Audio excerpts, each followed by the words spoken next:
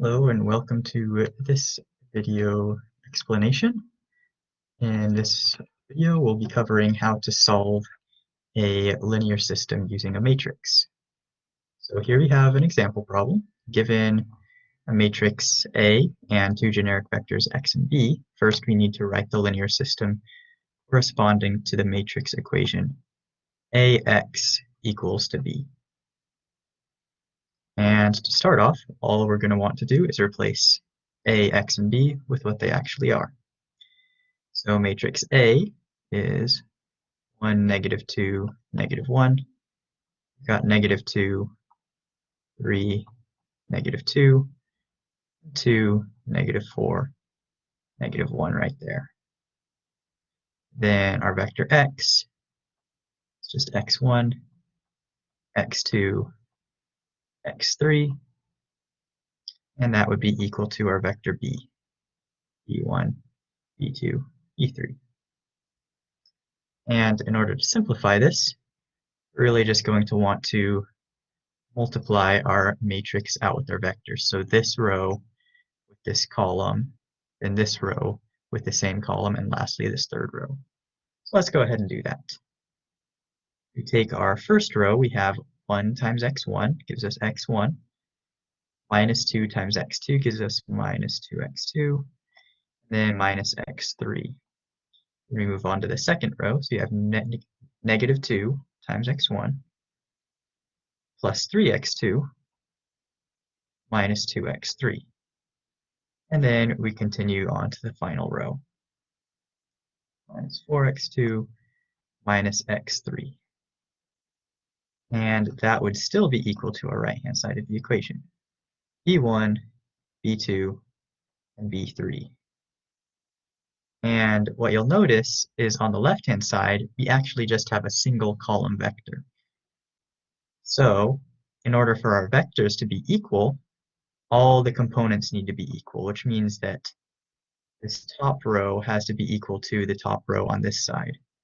So we can write that x1 minus 2x2 minus x3 equals to b1. Similarly, we have to have the middle rows match. Sorry, this isn't quite lining up, but we get -2x1 plus 3x2 minus 2x3 equals to b2. And lastly, the bottom rows must match. So 2x1 minus 4x2 minus x3 equals to b3. And that would be your answer to part A. That is a linear system corresponding to matrix. All right. So if we move on from here, part B is asking us to actually solve the linear system. So if we take this linear system that we found and we wanted to solve it, well, there are several ways we could do this. I'm going to use a method called Gauss-Jordan Elimination. And when we use Gauss-Jordan Elimination, we basically write out our matrix or our system of linear equations in the form of a matrix, like so. Take our original matrix, -1, oh sorry, that should be a +1, 1, -2, -1, -2, 3, -2, then 2, -4, 1, and then I put a vertical bar here, and then I actually put my solution vector, which in this case is b, on this side. And in principle, this left-hand vector, in the columns, we actually have the different amounts of each variable. So you can think of this first column as representing the number of x1s in the first equation, and the second equation, and then the third equation. And in order to eliminate them, I need to essentially look at my second equation. So we're going to start by taking a look at this spot right here and say, okay, how many of this top value, how many ones right here do I need to add to cancel that out completely to make it 0? And that means that I need to add twice row 1 in order to get a 0 in that spot right there.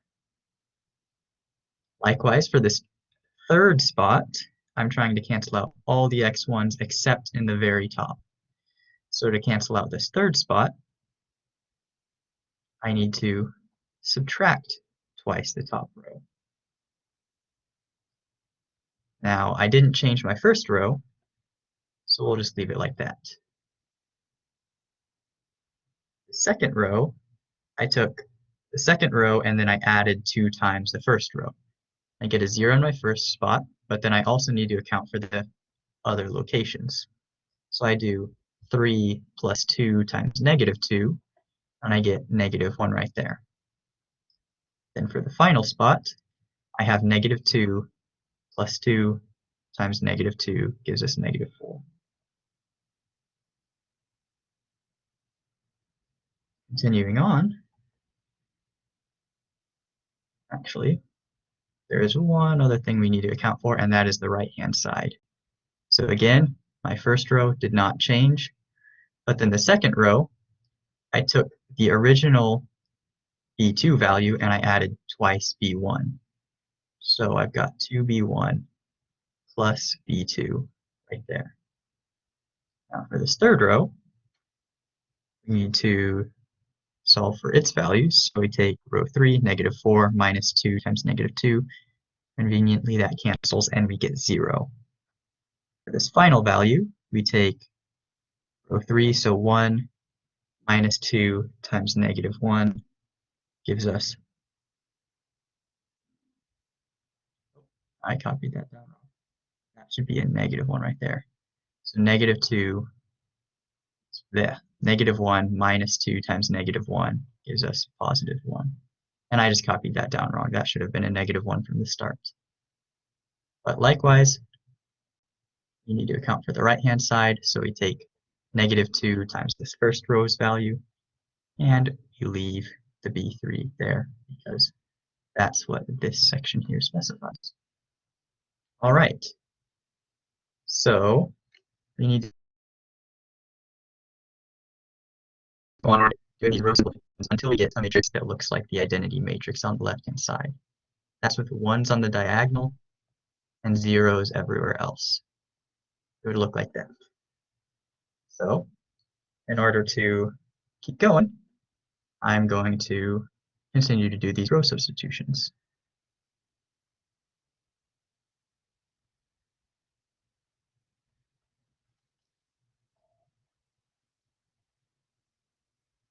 There. It's not one at the right. And I'm just flipping the sign on row 2 to make it a little easier for me.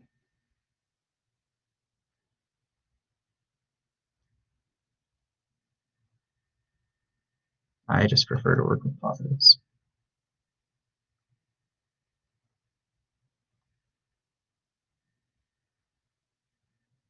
And you'll notice whatever I do on the left-hand side, I do on the right-hand side, just like with normal equations.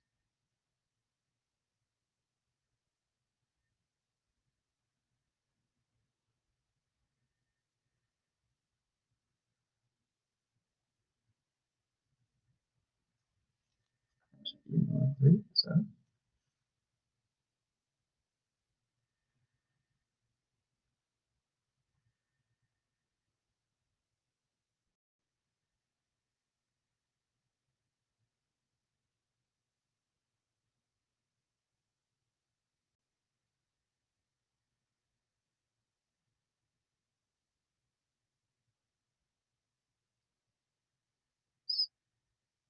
row 1 plus row 3, so now I've got -B1 plus B3.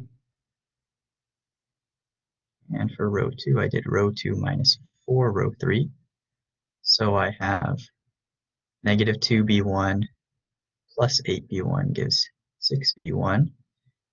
then I still just have 1b2, so minus b2, then negative 4 times b3 minus 4b3, and of course the third row stays the same.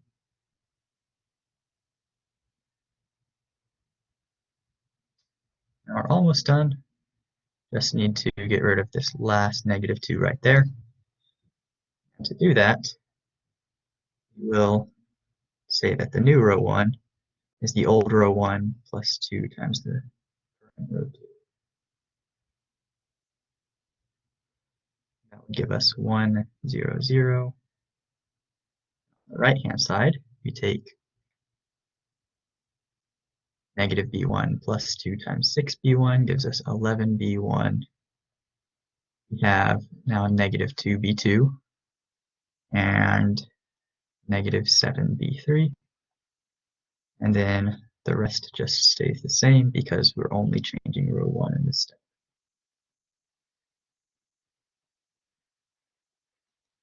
I'm not doing a great job spacing these out. Minus 4b3.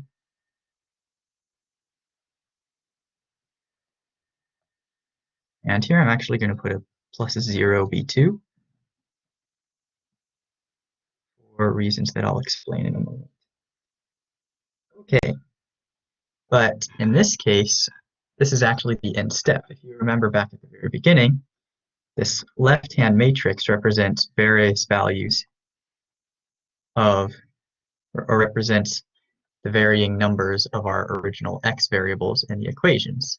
So if we read this out like an equation, we could say that this first row specified that 1 times x1 plus no x2s plus 0 x3s gives us 11b1 minus 2b2 minus 7b3.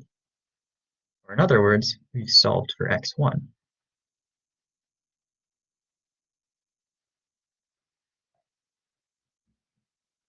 And likewise, we've solved for x2 and x3 as well.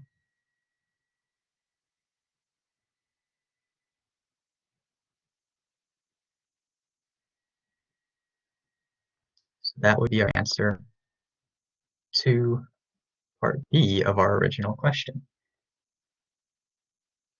All right, last but not least, we have part C, and that says to write your answer in the form x equals A inverse times B, where A inverse is some kind of matrix. All right. Well, if you remember our x vector, we can write that x1, x2, x3. This will be our x vector. And if we look very carefully at this right-hand matrix that I'm underlining in red, you can actually see that it's set up pretty similarly to how our original X matrix was. So do pretty similarly to how our original matrix was right up here, where we have varying X values, and we actually got that from a matrix simply times our column vector of X's. And what that tells us is we can actually pull out basically all the coefficients, like so,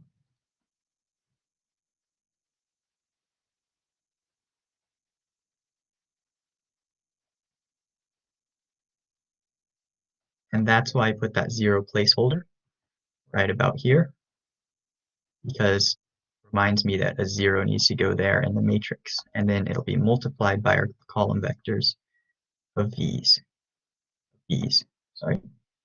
And you can see if we actually multiplied this matrix out, we would have 11 times B1 minus 2 times B2 minus 7 times B3 as our first row, which is exactly right. And that would be our x equals to A inverse B form. And this is actually pretty interesting conceptually, because this matrix, this A inverse matrix, we call it the inverse of A. So originally, we had the equation AX equals to B. And if you have, let's say, a normal equation, let's say you had 7x equals to b, where x and b are just numbers instead of vectors, you can cancel the 7 by multiplying by its inverse, 1/7. This is called its multiplicative inverse, and it would cancel the 7 on this side. And that's exactly what an inverse matrix does in this case. If we multiply both sides by A inverse, specifically A inverse on the left-hand side,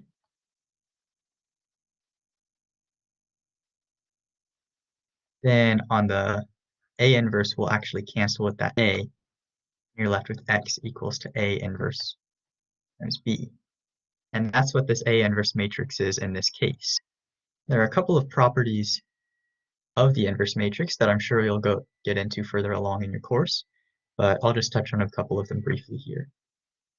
A inverse is known as the inverse matrix, as I said, and it actually undoes the operations performed by the original matrix. So A inverse times the matrix A will give you the identity matrix, which is the matrix of just ones along the diagonal and zeros everywhere else.